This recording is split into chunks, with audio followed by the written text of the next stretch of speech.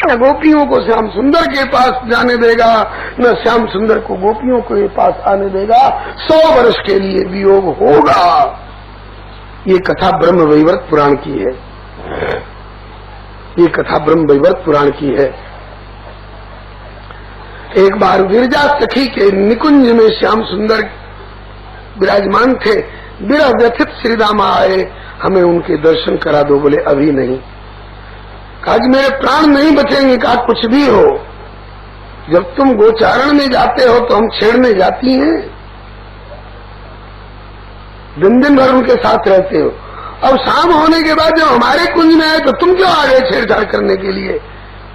कहा दर्शन करा दो, नहीं तो मेरे प्राण नहीं बचेंगे। कहा कुछ भी हो, नहीं दर्शन होगा। कहा कि अपने संयोग सुख के आगे औरों के वियोग दुख की तुम्हें कोई परवाह नहीं, तो जाओ, तुम्हारा यह संयोग वियोग में परिणत होगा। और यहाँ नहीं, धरती पर जाकर, और 2 दिन 4 दिन नहीं, 100 वर्ष के लिए। वही श्रीदामा सखा का दिया हुआ शाप आज 100 वर्ष के वियोग की दीवार बनकर खड़ा है। इसलिए न श्याम सुंदर गोपियों के यहाँ आ सकते हैं, न गोपियां श्याम सुंदर के यहाँ जा सकती हैं, जब तक वो 100 वर्ष की दीवार नहीं टूटेगी। और वो शायद देखें आज टूटती है कि कल टूटती है। कुरुक्षेत्र में जब मिलन होगा तब 100 वर्ष का पूरा समय होकर के तब मिलन होगा। आइए, वैसे इनका वियोग होता नहीं है। चंद्रमा का और चंद्रमा की चंद्रिका का कहीं वियोग होता है, सूरज और सूरज की प्रभा का कहीं वियोग होता है। एक दिन श्यामाजू, ये तो अभिनय है, इनकी लीला है। अलवृंद छिपे मकरंदन फूलन फूल छिपे कोमल कलिकान में, बेंगावल ताल तमाल की डाल द्रुमाद छिपे बन बेल लतान में।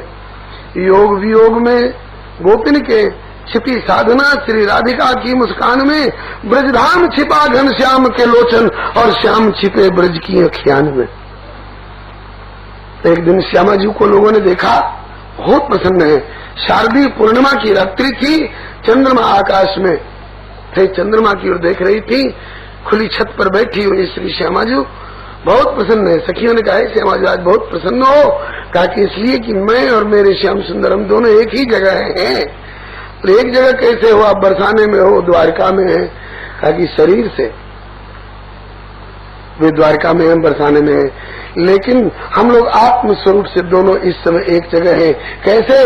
आज शारदीय पूर्णिमा की रात्रि है, आज मैं भी चंद्रमा पर हूँ और वे भी चंद्रमा पर है। हमारा और उनका दोनों का एक जगह मिलन हो रहा है, शरीर से हम चाहे कहीं भी हो। श्री हरे नमः। अब आगे के अध्याय में श्री सुखदेव जी वर्णन करते हैं कि भगवान श्याम सुंदर कुब्जा के घर पर गए और अक्रूर जी के घर पर गए, क्योंकि इनको वचन दे रखा है आऊंगा, पापी कंस को मारकर निश्चिंत होकर आऊंगा।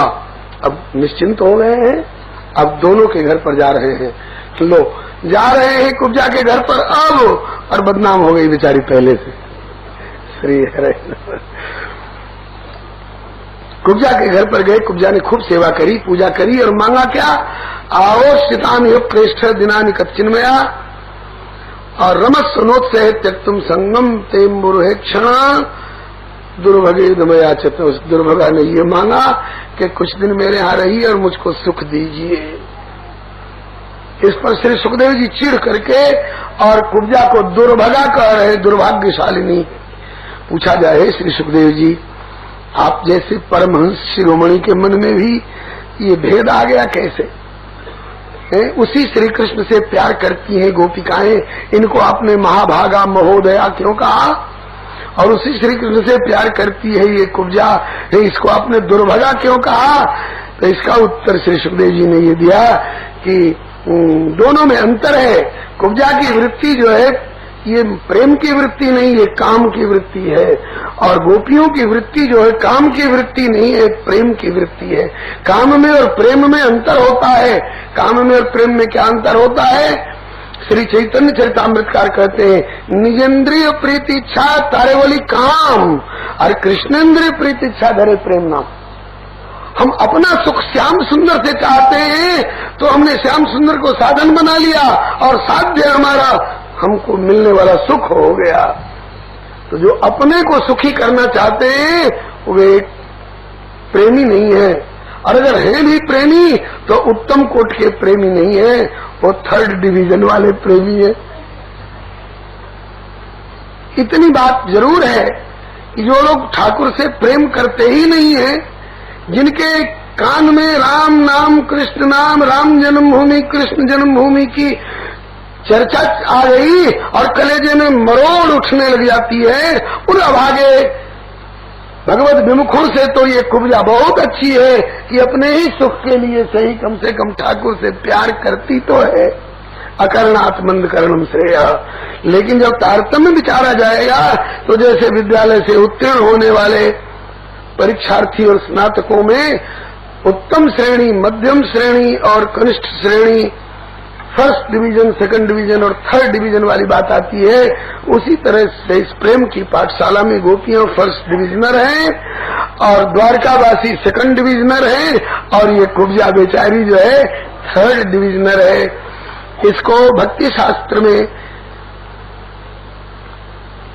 गोपियों की प्रीति को समर्थारथी कहा गया है, द्वारकावासियों की प्रीति को समंजसारथी कहा गया है और इस कुब्जा की प्रीति को साधारणी रति कहा गया है। अब इसके बाद श्याम सुंदर अक्रूर जी के यहाँ गए। अक्रूर जी को भी वचन दिया था कि आऊंगा आपके घर पर, आपका आग्रह पूरा करूंगा।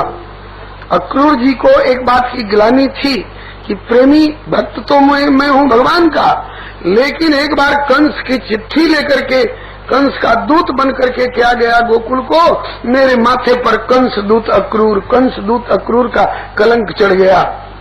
अक्रूर आगता किंबा या कंस स्यात् साधका। क्या कभी भगवान कृष्ण भी अपना दूत बनाकर कहीं भेजेंगे जिससे कि अब मैं कंस दूत से रिटायरमेंट लेकर के और कृष्ण दूत की जगह पर बहाल हो जाता, नियुक्त हो जाता? ठाकुर ने मौका दिया। ये उन दिनों की बात है जबकि कुंती जी का सिंदूर धुल चुका था, पांडु का शरीर छूट चुका था। भगवान श्री कृष्ण की सगी बुआ लगती है कुंती जी, फूफा लगते हैं पांडु। फूफा जी का देहांत होने पर बुआ जी रो रही थी। हाँ, मेरे पीहर वाले भी कोई खबर लेने नहीं आए। श्याम सुंदर ने अक्रूर जी को भेजा, चाचा जी जाकर मेरी बुआ और आपकी बहन जो कुंती जी उनको सांत्वना दीजिए। अब तक हम लोग भी संकट में थे, लेकिन अब कंस मारा गया, अब हम तुम्हारे साथ हैं। और धृतराष्ट्र को समझाना कि जैसे अपने बच्चों की सार संभार करते हैं, प्यार देते हैं, ऐसे अपने छोटे भाई दिवंगत पांडु के बच्चे 5 पांडवों को भी प्यार दे, अपना बच्चा समझ करके समता धारण करेंगे तो परिणाम बढ़िया होगा। और विषमता और पक्षपात का व्यवहार करेंगे, अपने बच्चों को प्यार देंगे और अपने भाई के बच्चों को ठोकर देंगे तो इसका परिणाम अच्छा नहीं होगा। श्री अक्रूर जी ने जाकर दोनों को समझाया, कुंती जी को सांत्वना दी, बहन घबराओ नहीं, हम सब तुम्हारे साथ हैं, भगवान श्री कृष्ण ने संदेश भेजा है। और धृतराष्ट्र को समझाया कि अपने भाई के बच्चों को भी प्यार दीजिए, उन्हें पितृहीन होने की अनुभूति होने मत दीजिए। मैं अभी तुम्हारा ताऊ मौजूद हो, तुम्हें किस बात की चिंता है, ऐसा आश्वासन दीजिए। धृतराष्ट्र बोले, दान पते होना तो ऐसा ही चाहिए, लेकिन अपने पुत्रों के प्रति प्यार का एक ऐसा, ममता का एक ऐसा घना अंधकार मेरे हृदय में छाया हुआ है कि उसमें आपका यह वचन बादल की बिजली के समान थोड़ा चमक के प्रकाश देता है, लेकिन फिर वही ममता का अंधेरा।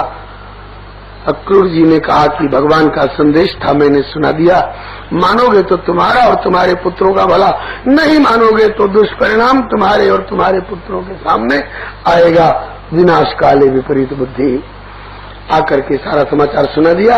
अब तक आप लोग 10वें स्कंद पूर्वार्ध की कथा सुन रहे थे, उत्तरार्ध में आपका प्रवेश होने जा रहा है। कंस की 2 पत्नियां थी, अस्ति और प्राप्ति। आज भी जो आसुरी वृत्ति वाले लोग हैं ना, इन्हीं 2 पर ज्यादा गुमान रखते हैं। इतना तो मेरा कनाडा के बैंक में जमा है अस्ति, और अब के इलेक्शन में जीत गया तो अभी इतना और प्राप्ति करूंगा, और फिर जिसको चाहूंगा उसको मसल दूंगा, कुचल दूंगा, ये करूंगा। ये आसुरी वृत्ति है। अस्ति और प्राप्ति भगवान के भक्तों के पास भी हो सकती है, लेकिन उनका संबंध संसारी संपत्ति और संसारी पदार्थों और योग्यताओं से नहीं होता है। भक्तों के यहाँ अस्ति का और प्राप्ति का संबंध भगवान से जोड़ा जाता है।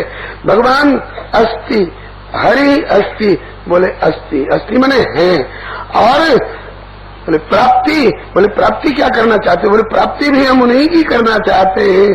तो अस्थि भगवान के साथ जुड़ गई तब तो प्राणी आस्तिक हो गया, और नहीं तो आसुरी वृत्ति में आ गया तो नास्तिक हो जाता है। कंस की 2 पत्नियां थी, अस्थि और प्राप्ति। कंस के मरने पर विधवा होकर के अपने पीहर चली गईं। अपने पिता जरासंध को उभारा, हाय पिताजी, जिस कृष्ण बलराम ने हमारे पति को मारकर हमारी चोरी फोड़वा दी, हमारा सिंदूर धुलवा दिया, क्या अपने दामाद के मृत्यु का बदला नहीं लोगे? कृष्ण और बलराम से जरासंध 23 अक्षौणी सेना सजा कर चला। भगवान श्री कृष्ण ने याद किया और एवं ध्यायति गोविंद आकाशात सूर्यवर्चसौ रथा उपस्थितो सद्य ससुतो सपरिच्छदो। प्रभु के ध्यान करते ही आकाश से 2 रथ उतरते हुए दिखाई पड़े। ध्यान रखिएगा, भगवान का रथ बुग्गी स्टोर से खरीदा हुआ लकड़ी और लोहा और सोना का प्राकृतिक नहीं है, ये श्री राम से अवतरित दिव्य वैभव है। उस पर युद्ध में काम आने वाले सारे हथियार भी थे, घोड़े जुते हुए, सारथी बैठे हैं। भगवान श्याम सुंदर ने कहा, दाऊ दादा एस ते रथ आया तो दैतान न्यायधानी च, आपका रथ आ गया, हथियार आ गए, संभालो। अब मुरली और लकुट मुकुट से काम नहीं चलेगा, लात के दूत बात से नहीं मानते, जरासंध जैसे असुर आ रहे हैं, इनके लिए हथियार उठाना पड़ेगा। तो एक रथ पर दाऊ जी बैठे, अपना हल मूसल इत्यादि गदा इत्यादि आयुध संभाले, दूसरे रथ पर श्री श्याम सुंदर बैठे, अपना धनुष बाण गदा तीर और ये सब संभाले। दोनों भाइयों ने जरासंध की सेना को गाजर मूली की तरह काट के फेंक दिया, जिनके भौं के इशारे से अनंत अनंत ब्रह्मांडों का प्रलय हो जा सकता है। उनके लिए ये 23 अक्षौणी सेना कौन बड़ी बात थी। और ज्यों दाऊ जी ने चाहा कि जरासंध को पकड़ के मारे खच्चे, तब तक दाऊ श्याम सुंदर ने इशारा किया, छोड़ दो। छोड़ तो दिया, लेकिन दाऊ जी ने कन्हैया से पूछा, कन्हैया ये पापी पृथ्वी का भार है, हम लोग पृथ्वी का भार उतारने आए हैं, छोड़वा क्यों दिया? कहा कि पृथ्वी का भार उतारने के लिए। कहा कि ये तेरी नीति मेरी समझ में नहीं आई, खुल के बता। कहा कि दाऊ दादा यही पापी नहीं है, यही भार नहीं है, अभी हजारों लाखों करोड़ों पापी गांव गांव में बिखरे हुए हैं पृथ्वी के भार, धर्म से विरोध करने वाले, ईश्वर से विरोध करने वाले। अभी अगर इसको यही मार देते तो बाकी पापियों को मारने के लिए हमको गांव गांव डोलना पड़ता।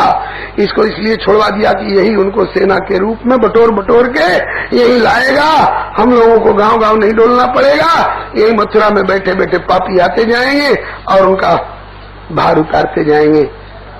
कहो दाऊ दादा अक्ल बड़ी की भैंस, बोलो भगवान।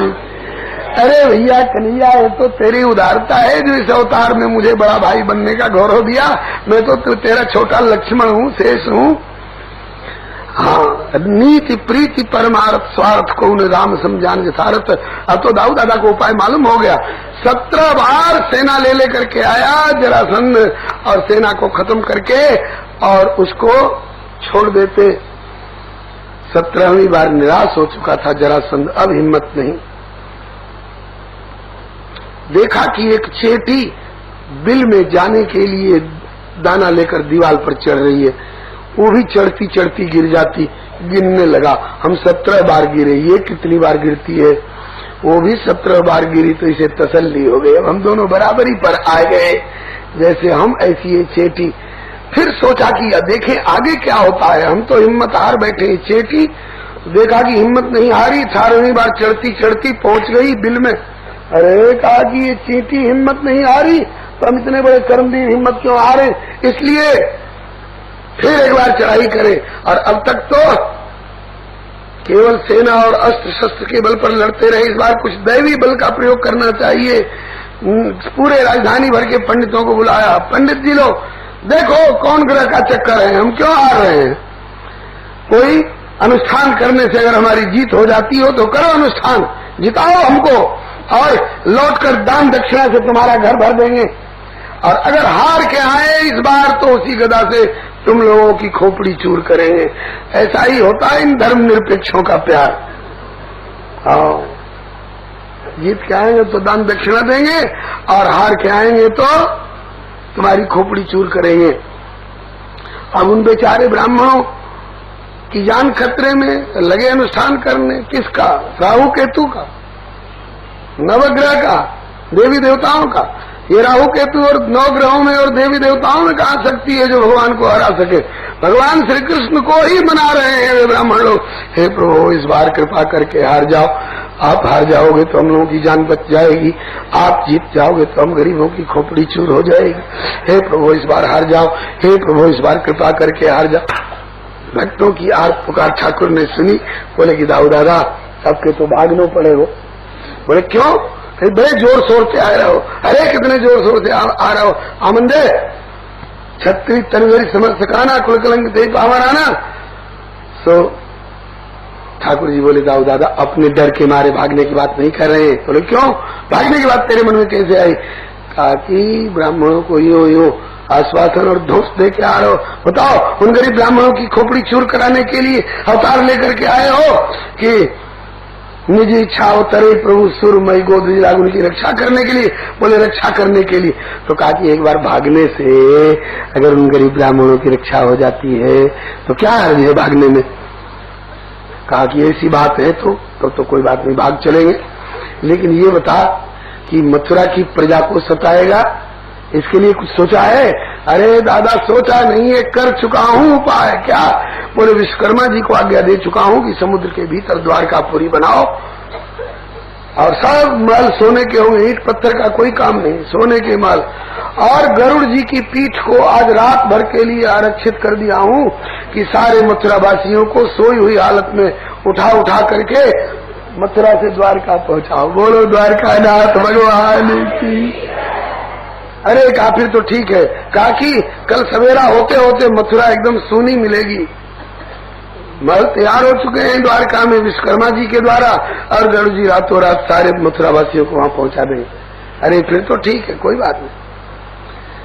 ये व्यवस्था की। जरासंध में उसके पहले एक और असुर आया, काल यवन।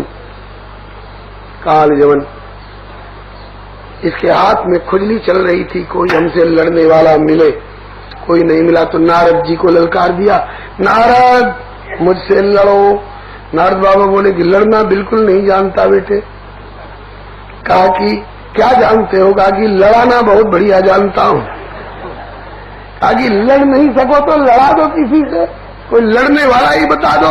कहा कि लड़ने वाला तो ऐसा बता दूं कि तेरा दिमाग ठंडा कर दे, तुम्ही को सदा के लिए ठंडा कर दे। बताओ कौन है? बोले कृष्ण। कहाँ रहते हैं? बोले मथुरा में। उनका पहचान? बोले सांवले रंग के। बोले सांवले रंग के बहुत लोग होते हैं। पीताम्बर पहनते हैं? बोले सांवले रंग के पीताम्बर पहनने वाले बहुत होते हैं। कोई स्पेशल चिन्ह बताओ कि देख करके ही भिड़ जाए, पूछना न पड़े। तब नारद जी के मुख से निकल गया कि उनके 4 भुजा है। अब तक 2 ही भुजा से लीला कर रहे हैं ठाकुर। नारद जी के मुख से ज्यों निकला कि उनकी 4 भुजा हैं, तो चट ठाकुर ने 4 भुजा प्रकट कर ली। अब आगे की लीला चतुर्भुज रूप में होगी। श्री चतुर्भुज भगवान की। सत्यम विधातुम निज भृत्य भाषितम। अपने नारद जी के वचन को सत्य करने के लिए ठाकुर ने चट चतुर्भुज रूप प्रकट कर लिया। प्रकट भी हुए थे माता की गोद से। तो तमद्भुतम बालकम भुजक्षणम चतुर्भुजम शंख गदायुधायुधम, आते चतुर्भुज प्रकट कर लिया। काल यवन आया, देखा यही है सांवला सलोना पीताम्बरधारी चतुर्भुज, और ललकारा। भागे, उसको देखते ही भागे। ठाकुर भागे। क्यों भागे? गुरु जी कहा करते थे कि जैसे एक बार इंद्र ने अपने गुरु बृहस्पति का को अपमानित कर दिया था, ऐसे कभी यदुवंशियों ने गर्ग जी का अपमान कर दिया था। गर्ग जी ने शाप दिया था, मेरे आशीर्वाद से एक ऐसा वीर पैदा होगा कि उसके सामने से अरे यदुवंशियों, तुम में जो सबसे महान होगा उसको भी एक बार भागना पड़ेगा। आज यदुवंशियों के महान यदुनाथ गुरु जी का वचन सत्य करने के लिए आज भाग चले इसके सामने से। कालजवन गर्ग जी के आशीर्वाद से अपने पिता के घर में पैदा हुआ था, उसके सामने से आज यदुवंशियों के महान यदुनाथ यदुवंश विभूषण भाग रहे हैं। और दूसरा काम एक और करना है। किधर भाग रहे हैं? धौलपुर की गुफा की ओर भाग रहे हैं। काल जवनियों कहे पुकारी, काहे भागे जात मुरारी, हाय परे मोसो काम, ठाड़े रहो करो संग्राम। वीरों में गिनती करा के कैर की तरह भागना तुमको शोभा नहीं देता है, आजा मेरे सामने। ठाकुर जी कह रहे हैं बस चले आओ। क्यों? आप पहले नवम स्कंद में सुन चुके हैं कि मानधाता राजा के पुत्र महाराज मुचकुंद देवासुर संग्राम में देवताओं की मदद करके धौलपुर की गुफा में विश्राम कर रहे हैं। इन्हें कोई जगा नहीं सकता, जो जगाएगा सो इनकी दृष्टि से भस्म होगा। प्रभु ने सोचा कि कुंभकर्ण की नींद तो केवल 6 महीने की हुआ करती थी और ये मुचकुंद जी तो सतयुग में सोए। सतयुग बीत गया, त्रेता बीत गया, द्वापर का अंतिम चरण आ गया। ऐसे परमार्थी को जगाना चाहिए। लेकिन कुंभकर्ण की निद्रा में और इनकी निद्रा में अंतर है। कुंभकर्ण की निद्रा तमोगुणी निद्रा थी और इनकी निद्रा योग निद्रा है। सकल दृश्य निज उदर मेरी सोवे निद्रा तेज जोगी, जागन ते सोवन भलो जो कोई जाने सोए, अंतर लव लागी रहे सहजे समिरन होए। आज ठाकुर ने इनको जगाना चाहा, लेकिन जगावे कैसे? जो जगावे सो भस्म होए उनकी दृष्टि से। ठाकुर जी ने सोचा कि ये काल जवन जो आ रहा है इसी को बलि का बकरा बनाएंगे, इसी से जगवाएंगे। स्वयं तो श्याम सुंदर भागते गए और भागते भागते धौलपुर की गुफा में पहुंचे और धौलपुर की गुफा में जाकर के और श्री सोए हुए मुचकुंद जी के ऊपर अपना पीतांबर दुपट्टा उड़ा दिया और अपने भीतर चले गए। काल जवन आया, उसने समझा कि वही है दुपट्टा ओढ़ के सोया हुआ है। उसको पता नहीं था कि इसके भीतर आग छिपी हुई है। अरे राम राम, बोलो भक्तवत्सल भगवान की। अब एक जगह और यहाँ बांधो भैया, एक जगह बांधो तब नहीं गिरे। श्री हरे नमः। आया काल जवन और एक लात मारी प्रभु के मुचकुंद जी के ऊपर। वीरों में गिनती करा के कायर की तरह भाग कर गुफा में सो रहा है, सोने से जान नहीं बचेगी। उठ, लड़ मेरे साथ। झट दुपट्टा हटाया श्री मुचकुंद जी ने। इनकी दृष्टि पड़ते ही आग लग गई उसके शरीर में, राख की ढेरी हो गया। तब ठाकुर जी भीतर से आए, मुचकुंद जी के सामने चतुर्भुज रूप में खड़े और अब इनके अचानक जगह घोर अंधेरी गुफा में अचानक फूका अपार तेज दिख करके बोले कि दुस्सह तेज अपार, कृपा तो है तम निज परिचय दो सरकार, कि तुम देवा करे कि तु अग्नि अनूप, कि तुम अखिल भुवनपति धरे चतुर्भुज रूप। तब श्री ठाकुर जी बोले क्या कर परिचय दूं? 1-2 नाम हो तो बता दो। जन्म कर्मा विधानानि संति व्यंग सहस्रशः, न शक्यन्तेन संख्यातुम अनंतत्वान्मयापि। अर्थात मम नाम रूप अनंत है, कोई न वर्णन कर सके। मम जन्म कर्म अपार बारिधि, को समर्थ जो कर सके। फिर भी कहूँ 2-4 अपने नाम जो विख्यात है, वसुदेव नंदन कृष्ण गिरिधर देव की मम मात है। हर ने धरा का भार सुर प्रार्थित लिया अवतार हूँ, कर चुका अब तक सदल बल कंस का संहार। चट मुचकुंद जी चरणों में लौट गए। प्रभु परिचय देने की आवश्यकता नहीं है। ज्ञात्वा नारायणम देवम गर्गवाक्य मनुस्मरण। गर्गवाक्य मनुस्मरण में ध्वनि है कि इनके सोने से पहले गर्गाचार्य ने इनको वचन दे रखा है, आश्वासन दे रखा है कि आपकी सोई हुई हालत में भगवान आएंगे। आज आ गए प्रभु, आप नारायण हो, साक्षात प्रभु। अब परिचय देने की आवश्यकता नहीं। स्तुति की, प्रार्थना की। प्रभु बोले कि वर मांगो, तो इनने कहा कि वर मांगो। 2 शब्द बड़े खतरनाक हैं। वेदों के भाष्यकार रावण जैसे पंडित की बुद्धि को बिगाड़ देने वाले हम का हो के मरे न मार। एक मांग रहा है कि हम 6 महीना तक सोया करें, कोई ढेला, कोई पत्थर, कोई कोयला, कोई मौत मांगता है जी आके सिर पर हाथ धरुओ बस हो। ये वरदान मांगो के चक्कर में डालकर संसार में मत छोड़ो प्रभु, अब निजी सेवा में ले चलो निज धाम में। ठाकुर जी बोले कि अभी जाओगे तो अकेले, और एक बार और जन्म लो एक ब्राह्मण के घर में, भक्ति करके हजारों को भक्त बनाकर तब मेरे धाम में आना। अपने पेट भर लेना तो सुअर कुत्ते भी जानते। करके साधन अकेले तरे क्या तरे, अरे भक्ति कर करके औरों को तारा करो, कीर्ति गा गा के औरों को तारा करो, बात जीवन की बिगड़ी सुधारा कर। जन्मन्यनन तेरे राजन सर्वभूत सुरतमा भूतवा द्विजवरस्त्वं वै माम उपैश्यस केवलम। अगले जन्म में एक ब्राह्मण के घर में आपको जन्म होगा और मेरी भक्ति करके हजारों को लाखों को भक्त बनाकर फिर मेरे धाम आओगे। गुरुदेव कहा करते थे कि वही मुचकुंद राजा इस कलयुग में गुजरात प्रदेश के उद्धारक भक्त प्रवर नरसिंह मेहता के रूप में आकर के प्रकट हुए, जिनकी इस कलिकाल में हुंडी चुकाई भगवान ने, भात पहरावनी करी, स्वयं प्रकट होकर सांवलिया सेठ बन करके। अब आगे के अध्याय में कहते हैं श्याम सुंदर फिर वापस लौट के मथुरा आ गए,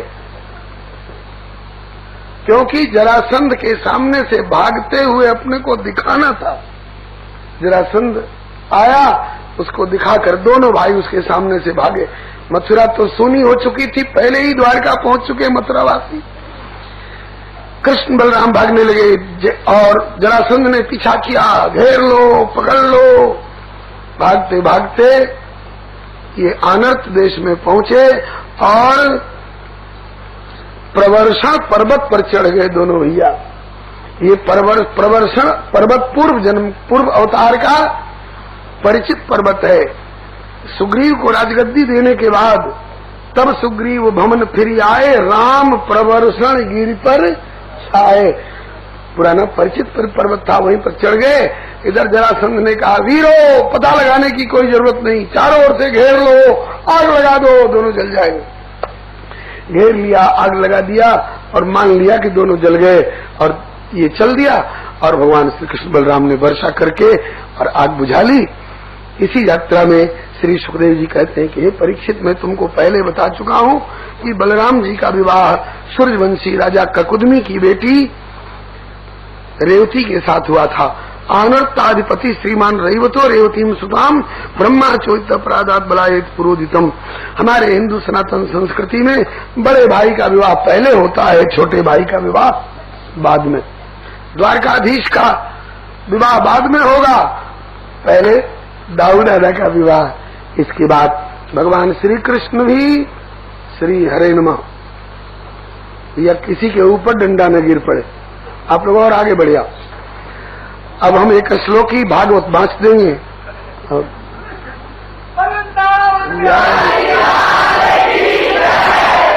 ये तो पहले वाली जय ठीक रही कि अब वाली? ये द्वारका नाथ की,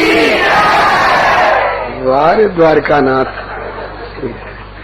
आइए, और भगवान श्याम सुंदर भी भगवान अपि गोविंद उपे में कुरुद्व वैदर्भिम भीष्मक सुताम श्रियो मात्राम स्वयंवरे। हरण करके भगवान श्याम सुंदर रुक्मिणी जी को लाए, जो विदर्भ देश के कुंडनपुर राजधानी वाले राजा श्री भीष्मक जी की बेटी हैं।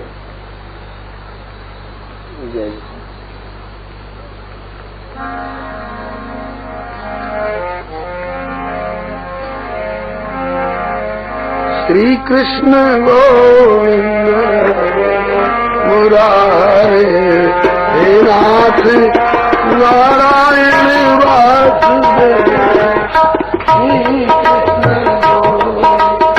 हरे मुरारे, हे नाथ नारायण वासुदेव। श्री कृष्ण गोविंद हरे मुरारे, हे नाथ नारायण वासुदेव,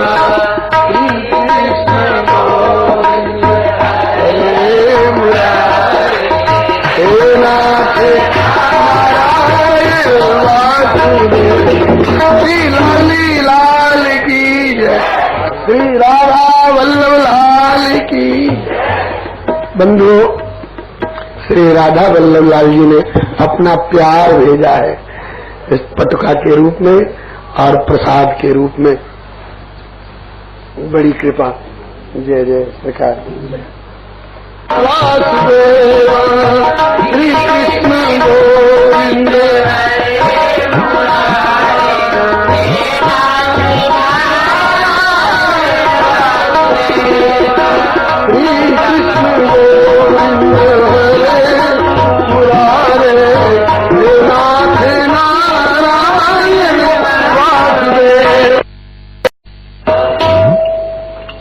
श्री द्वारकानाथ भगवान की जय, श्री दाऊ दादा की जय, श्री राधा वल्लभ लाल की जय, श्री रुक्मिणी वल्लभ लाल की जय, श्री रेवती वल्लभ लाल की जय। जब श्री परीक्षित जी ने सुना कि द्वारकानाथ भगवान श्री कृष्ण चंद्र जी रुक्मिणी जी को हरण करके लाए और विवाह हुआ, तो इस पर चौंक गए परीक्षित जी। क्यों? इन्हें कोई अपनी बेटी देने को तैयार नहीं था क्या, जो हरण करके लाना पड़ा? अरे जिसको कहीं से दुल्हन नहीं मिलती हो, कहीं से छीना झपटी करके ले आवे, क्या इनका विवाह नहीं होना था क्या, जो छीन झपट करके हरण करके लाना पड़ा? तब श्री सुखदेव जी कहने लगे, नहीं राजन, ये सदा से श्री रुक्मिणी जी इन्हीं की है। एक ही भगवान की एक ही शक्ति अनेक रूपों में प्रभु की सेवा करती है। इनके 3 स्वरूप प्रमुख हैं। ध्यान से सुनिएगा, आगे की कथा समझने में सुविधा होगी। श्रीदेवी, भूदेवी और लीला देवी, इस अवतार में तीनों अलग अलग प्रकट होकर आई हैं। श्री देवी श्री रुक्मिणी जी के रूप में प्रकट हैं, भूदेवी श्री सत्यभामा जी के रूप में प्रकट हैं और लीला देवी श्री राधा रानी के रूप में प्रकट हैं। जहाँ श्री राधा रानी को समस्त शक्तियों की अंशी बताया गया है, वहाँ लीला देवी के बदले में नीला देवी पाठ है। जहाँ लीला देवी पाठ है, वहाँ श्री राधा रानी का बोध होगा, और जहाँ नीला देवी पाठ है, वहाँ नील वर्णा श्री कालिंदी यमुना जी का बोध होता है। अपनी अपनी भावना उपासना के अनुसार आप लोग समझ लेंगे। श्री हरे नमः। तो ये श्री रुक्मिणी जी श्री जी की अवतार है। भगवान के लिए वेद मंत्रों में भी आता है ना, श्रीश्चते लक्ष्मीश्च पत्न्या वो रात्रे पार्श्वे। तो ये श्री जी की अवतार है श्री रुक्मिणी जी। भीष्मक राजा की बेटी के रूप में प्रकट हुई हैं विदर्भ देश के कुंडिनपुर नाम की राजधानी में। इनके 5 भाई भी हैं, रुक्मी, रुक्मबाहु, रुक्मरथ, रुक्ममाली, रुक्मकेश। 5 भाइयों में बड़ा है रुक्मी, आसुरी वृत्ति का है। रुक्मिणी जी की इच्छा है कि हम भगवान श्री कृष्ण के कर कमलों में समर्पित हों। श्री भीष्मक जी की भी इच्छा है कि अपना कन्या रत्न भगवान श्री कृष्ण को ही समर्पित करें, लेकिन रुक्मी ने टांग अड़ा दी। नहीं नहीं, मेरी बहन 5 भाइयों के बीच की इकलौती राजकुमारी उस काले कलुटे ग्वारिया गंवार के साथ नहीं ब्याहने देंगे। फिर किसी सुयोग्य राजकुमार के साथ ब्याहेंगे। राजकुमार के रूप में चुना किसको अभागे में? शिशुपाल को, जो शिशुपाल पूर्व जन्म का रावण था, उसके भी पूर्व जन्म का हिरण्यकशिपु था, और उसके पूर्व जन्म का तो जो है आपको मालूम है। इस समय आसुरी वृत्ति में भावित चंदेरी के राजा दमघोष का बेटा शिशुपाल, उसको दूल्हा बना के लाने का निश्चय किया। रुक्मिणी जी घबराई और रुक्मिणी जी ने पत्र लिखा भगवान श्री कृष्ण के पास। इस पत्र से यह ध्वनि निकलती है कि हम लोग जो अपनी समस्या अपने आप हल न कर सके, उसे भगवान के चरणों में निवेदन कर दे। तुझसे न जो सुलझे तेरे उलझे हुए धंधे, तो भगवान के इंसाफ पे सब सौंप दे बंदे। तो प्रभु हर तुम्हारी मुश्किलें आसान करेगा, और जो तू न कर सका उसे भगवान करेगा। रुक्मिणी जी ने पत्र लिखा, श्रुत्वा गुणान् भुवन सुंदर शृण्वतां ते निर्विश्य कर्ण विवरैरहरतोंग तापम रूपम दृशाम दृश्यमताम अखिलार्थ लाभ त्वय्युता विशति चित्तम पत्रपम में। हे श्याम सुंदर, श्री नारद जी जैसे संतों के श्रीमुख से आपके गुणगणों की चर्चा सुनकर मैं आपके चरणों में न्यौछावर हो चुके हूँ। पिताजी भी आप ही के कर कमलों में समर्पित करना चाहते हैं। क्षत्रिय कुमारी होने के नाते स्वयंवर करने का अधिकार है मुझे। मैंने अपने मानसिक स्वयंवर से आपका वर्ण कर लिया है। भाई अड़ंगा डाल रहा है, इस शिषपाल से ब्याहना चाहता है, मैं उस राक्षस के साथ जाना मंजूर नहीं करूंगी। या तो आप आकर के प्राण पाणी ग्रहण करो और नहीं तो मैं अपने प्राणों का परित्याग करूंगी। भगवान श्याम सुंदर पत्र पाते ही और उस ब्राह्मण देव से पत्रवाहक से कहा कि आप घबराए नहीं, जैसे वो मेरी चिंता में ऐसे मैं भी उनके बिना चिंतित हूँ। तथा तक चित्तो निद्राम च न लभे निशि वेदान रुक्मणा विद्वेशान मुमुद बाहो निवारित। मुझे भी रुक्मिणी की चिंता में रात भर नींद नहीं आती है। मैं जान चुका हूँ कि रुक्मी ने मेरे विवाह में टांग अड़ाई है, लेकिन घबराइए नहीं, मैं अभी चलता हूँ। रथ तैयार कराया, दारुक सारथी से कहा रथ हाँको, रथ पर बैठ करके और कुंडनपुर पहुँचे। प्रभु लाए रुक्मिणी हरि के धन रुक्मी प्रभु को धरि के।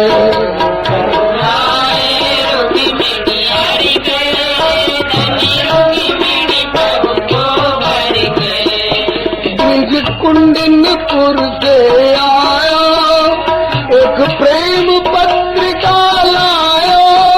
द्विज कुंडनपुर से आयो एक प्रेम पत्रिका लायो। रुक्मिणी की व्यथा सुनायो, सुनी हरि को ही भरी आयो। रुक्मिणी की व्यथा सुनायो,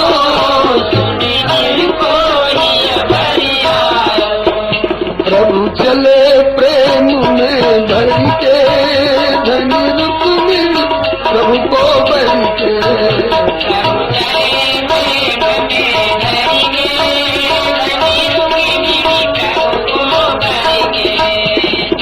भगवान पहुँचे कुंडनपुर के पहले डर बनी आयो शिशुपाला। कहाँ पहुँचे देव की लाला।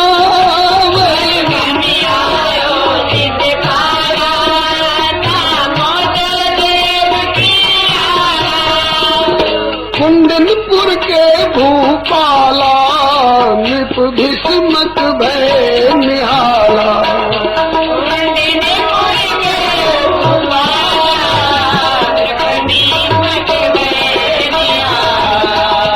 सब देखन चले उमड़ के,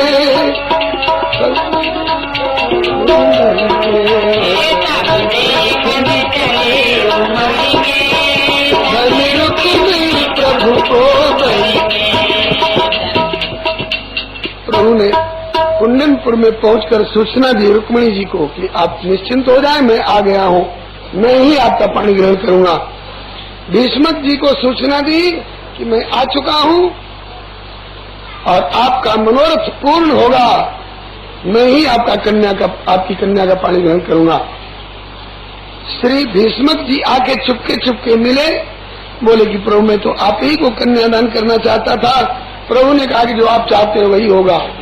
रुक्मी के चाहने और करने से क्या होता है। बोलिए भक्तवत्सल भगवान की जय। और भगवान खूब प्रसन्न हो रहे, पसंद दिया भीष्मक राजा को, आप जो चाहते हैं वही होगा। राम सदा सेवक रुचि राखे। बस्ती वालों को खबर मिली कि भगवान श्याम सुंदर आए हैं। सारी नगरी के लोग उमड़ के आए और सब एक ही बात कहे, यह दुल्हा श्याम सलोना वसुदेव देव की छोना।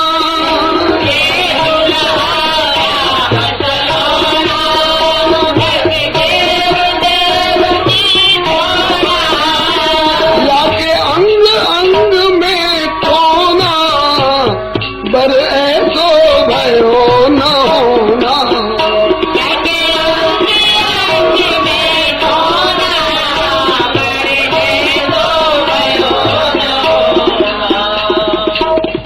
ऐसा लगता है कि सारे सद्गुण गुण सिमटे सकल सुधरी के, धन रुक्मिणी प्रभु को बरी के, गुण सिमटे सकल सुधरी के, धन रुक्मिणी प्रभु को बरी के, प्रभु लाए रुक्मिणी हरि के, धन रुक्मिणी प्रभु को बरी के,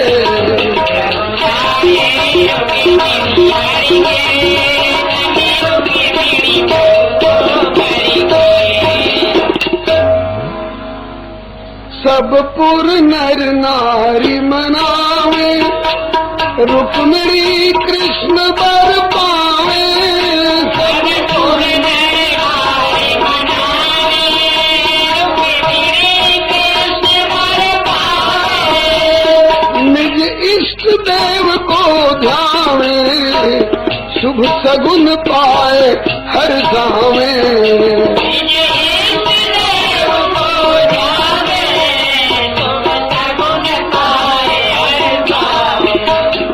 रहे सुफल मनोरथ फल के, धन रुक्मिणी प्रभु को बरी के,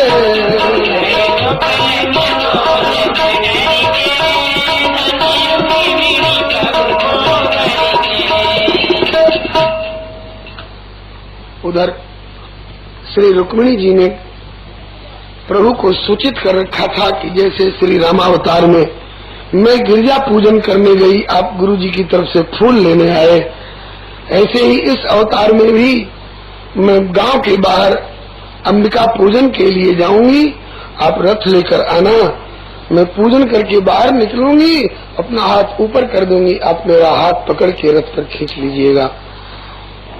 इधर शिशुपाल को खबर मिली कि मेरे मामा का बेटा कृष्ण आया है, जो इस अवतार में छीना झपटी में बड़ा प्रवीण है, कहीं मेरी दुल्हन को झपट्टा मार के उठाने ले जाए। उदास हुआ। उसके साथी बरातियों ने दुर्योधन, जरासंध, दंतवक्त्र इत्यादि चोर चोर, मौसेरे भाई, ऐसे राक्षस राक्षस, मौसेरे भाई।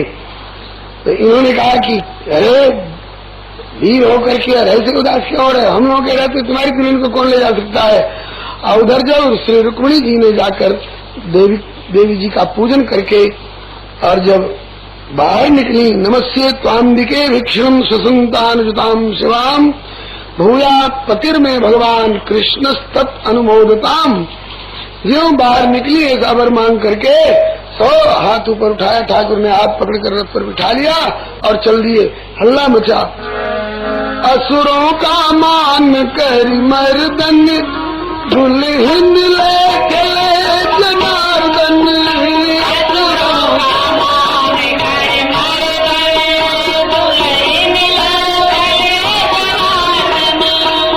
निज मान हानि के गर्दन शिशुपाल झुकाए गर्दन। निज मान हानि के गर्दन शिशुपाल झुकाए गर्दन। सठरे ग्लानि में गरी के धन रुक्मिणी प्रभु को बरी के।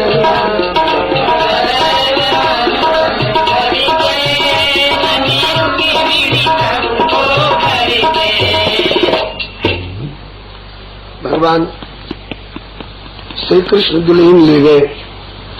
हल्ला मचा। शिशुपाल उदास हुआ। तब तक और उसके साथ के वीर लोग चले कि हम कृष्ण को घेर करके मार के उनसे दुल्हन छीनेंगे। तब तक उग्रसेन जी के भेजे हुए बलराम जी भी सेना लेकर पहुंच चुके थे। दाऊ दादा ने सेना को रास्ते में घेर लिया, कन्हैया तक पहुंचने ही नहीं दिया। बहुत से मारे गए, बहुत से वापस लौट के आए। भैया दुल्हन ले गए लक्ष्मी निवासा, नृप समाज सब भयो। उदासा, निराशा, चाहे हताशा जो कह लीजिए। अब सब मिल करके रुक्मी को फटकारने लग गए। तो एक घर में दो मत थे, तो हमें दुल्हा बना के कैसे बुलाया? हम आए दुल्हा बन करके और दुल्हन को ये हो गया, ये हमारा मान हानि का हर्जाना कौन देगा? तो रुक्मी तैस में बोला कि मेरे रहते मेरी बहन को दूसरा कोई नहीं ले जा सकता है, अभी मैं अपनी बहन को छुड़ा के लाता हूँ। कहा कि नहीं छुड़ा के लाए तो बोले कुंडनम न प्रवेक्षामि, कुंडनपुर में पाँव नहीं रखूंगा। गया ये दूसरे रास्ते से, जिस रास्ते से भगवान श्याम सुंदर जा रहे थे, तो घेरा भगवान श्याम सुंदर ने, इसकी सेना का संहार किया और इसको पकड़ के ज्यों चाहा कि मारे खच्चे, तब तक रुक्मिणी जी ने पांव पकड़ लिया, प्रभु है तो नालायक लेकिन मेरा भाई है, मेरे सामने हत्या मत करो, नहीं तो बहनें बदनाम हो जाएंगी कि अपने ब्याह के पीछे अपने भाई को भी मरवा डालती है। श्याम सुंदर ने कहा कि मारूंगा तो नहीं लेकिन साले की हजामत जरूर बनाऊंगा। बोलो वृंदावन बिहारी लाल की। अरे साला लगेगा तो, और साले नहीं कहे तो क्या कहे? कहा कि मारूंगा तो नहीं, साले की हजामत जरूर बनाऊंगा। तो एक तरफ की मूछ कुतर दी और एक तरफ की दाढ़ी कुतर दी, कैसा लगता होगा? और चोटी को रथ के पीछे बांध दिया। इतने में दाऊ जी आए, दाऊ जी ने तीनों को डांटा, रुक्मिणी जी को डांटा, चिट्ठी लिख दी, परिणाम नहीं सोचा। इतने लोग मारे गए, वो भी किसी बहन के भाई थे, और अपना भाई मारा जाने लगा तो भाई है मत मारिए, आप में ऐसी विषमता नहीं होनी चाहिए। अब घूंघट मार के दुबक गई कोने में, जेठ जी के सामने क्या बोलती बेचारी। फिर कन्हैया को डांटा, कन्हैया तुमने भी अच्छा नहीं किया। अरे जब इनकी बहन को स्वीकार कर लिया, नाता जुड़ गया, मानता हूँ कि साले के साथ हंसी मजाक होता है, लेकिन ऐसी कहीं हंसी की जाती है कि एक और की मूछ कुतर दो, एक और की दाढ़ी कुतर दो, रस्म बांध खोलो। रिश्तेदार का इतना अपमान करना ठीक नहीं है, खुलवा दिया। फिर रुक्मी को डांटा, ऐसा सर्व सद्गुण संपन्न पराक्रमी दूल्हा छोड़ करके राक्षस के साथ ब्याह करने जा रहे थे, जाओ बने तो कुछ दान दहेज पहुंचा देना। बोलो श्री दाऊ जी महाराज की। रुक्मी हूँ पार न पायो, नहीं बहन छुड़ा के लायो। रुक्मी हूँ पार न पायो, नहीं बहन छुड़ा के लायो। एक न्यारो नगर बसायो, भयो भीष्मक को मन भायो।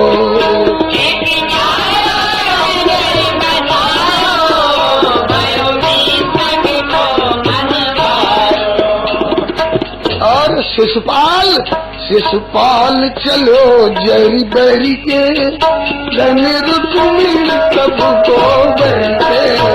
शिशुपाल चलो जरी बरी के, प्रभु लाए रुक्मी हरि के, धनी रुक्मी प्रभु को बैठे।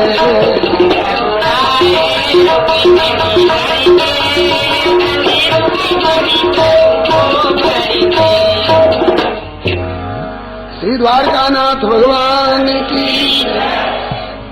अब ठाकुर जी सकुशल दुल्हन को लेकर वापस द्वारका लौट आए दोनों भैया। मैया देवकी को गुमान था, माता देवकी को गुमान था मेरे लाल इतने सुंदर हैं कि इनके जोड़ की दुल्हन विश्व में नहीं मिलेगी।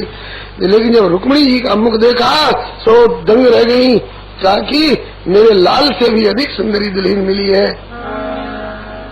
और द्वारकावासी अति मुदित द्वारकावासी, लही बहु रूप गुण राशि। अति मुदित द्वारकावासी, रूप गुण राशि। साक्षात मूर्ति सुखमासी, प्रियतम पद प्रेम प्रियासी।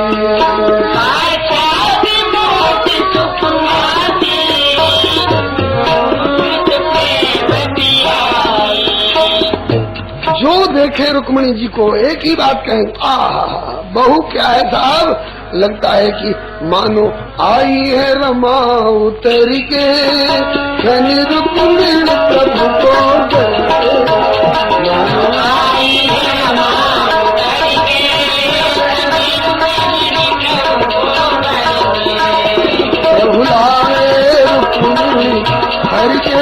धन रुक्मिणी प्रभु को बरी के।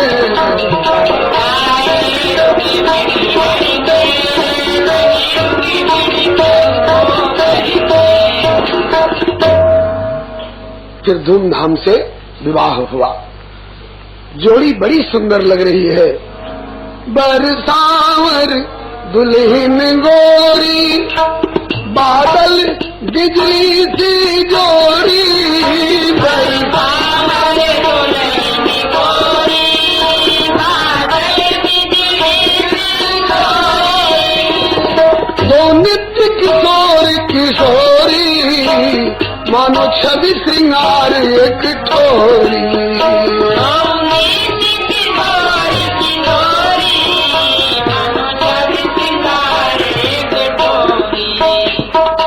आकाश के काले बादल और गोरी बिजली का संयोग होता है तो पानी बरसता है, और ये दिव्य घन श्याम और श्याम सुंदर और विद्युत वर्णा श्री रुक्मिणी जी का जब संयोग हुआ तो पानी बरसेगा। रस बरसत उमड़ी घुमड़ी के, घन रुक्मिणी प्रभु को बरी के।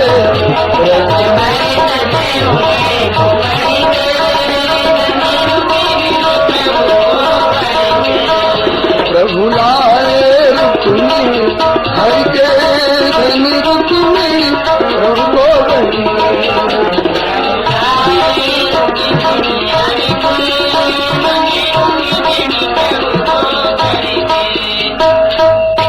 बाद में श्री भीष्मक जी ने भी खूब दान दहेज अपनी तरफ से हाथी घोड़े रथ ऊंट पालकी पर सजा सजा करके भेजे, और द्वारकायाम अभूद राजन महामोद पुरोकसाम रुक्मिण्यरम्योपेतम दृष्ट्वा कृष्णम श्रियपतिम। विवाह की एक गारी गा दे। अरे मैंने जानी तुम्हारी जात, ललारे सुन जसोदा के। मैंने जानी तुम्हारी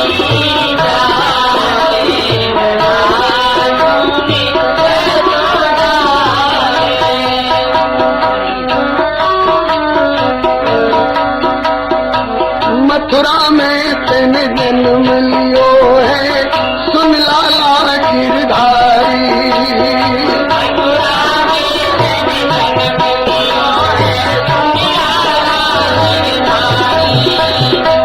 सूप में भर के गोकुल आए, सूप में भर के गोकुल आए, झुक गई रे नियन प्यारी। ललाए सुन जसोदा के।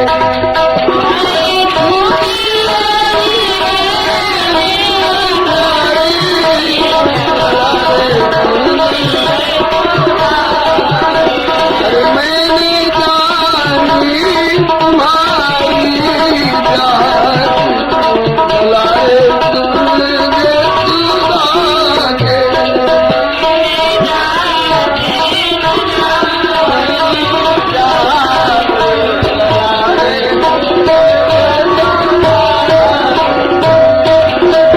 घर घर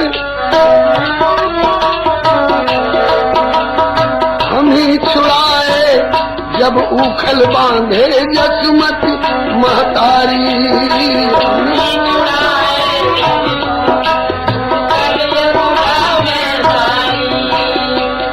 दही दूध को उजगत बोले, दही दूध को उजगत बोले, और घर घर खोली दीवारी। ललाए सुन जसोदा। अरे मैंने जानी तुम्हारी जात,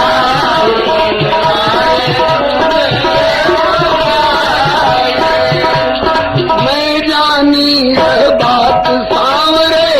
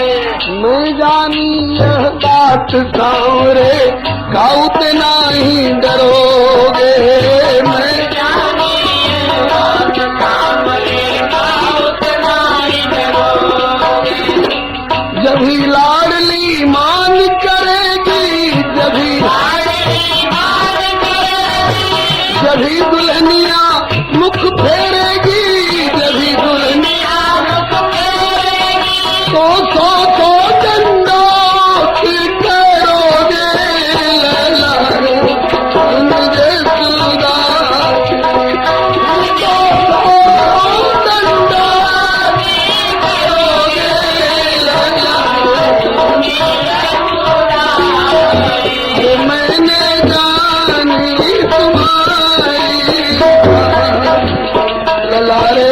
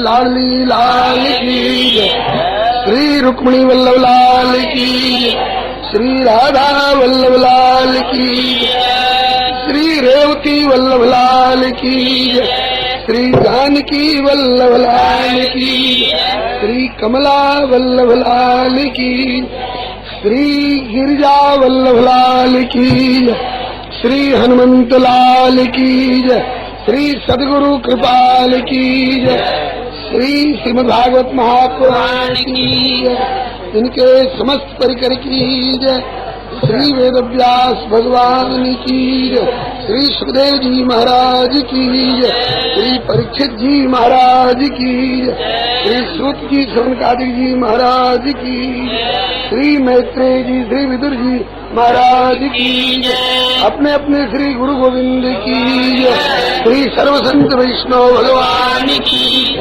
जय जय श्री जय।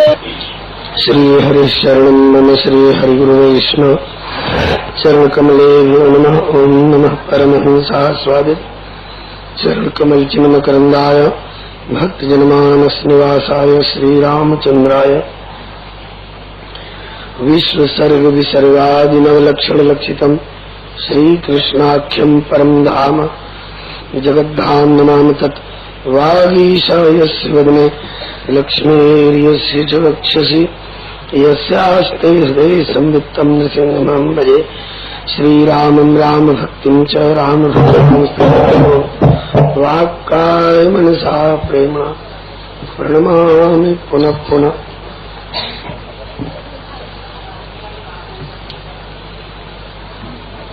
कान्तिश्चितामृषतिनिन्दित शारदन्दुर्यत्रैकतो विलसतामस्तांग शोभाम् श्रीवृन्दावनेति कृतयामुनदाङ्गसङ्गम् श्रीराधा मुकुन्दजुगलम् तदहं नमामि। श्रीकृष्णं नारायणं वन्दे श्रीकृष्णं वन्दे व्रजप्रियं श्रीकृष्णं द्वैपायनं वन्दे श्रीकृष्णं वन्दे पृथासुतम् यं प्रव्रजन्तमनुपेतमपेति कृत्यम् द्वैपायनो विरहकातर आजुहाव पुत्रेति तन्मयतया तरवोहने दुस्तम् सर्वभूतहृदयं मुनिमानतोऽस्मि यस्वानुभावमखिलश्रुतिसारुणैकम् अध्यात्मदीपमतितीर्षतां तमोन्नम् संसारिणां करुणया पुराणगुह्यं तं व्याससूनुमुपयामि गुरुं मुनीनां प्रह्लादनाथ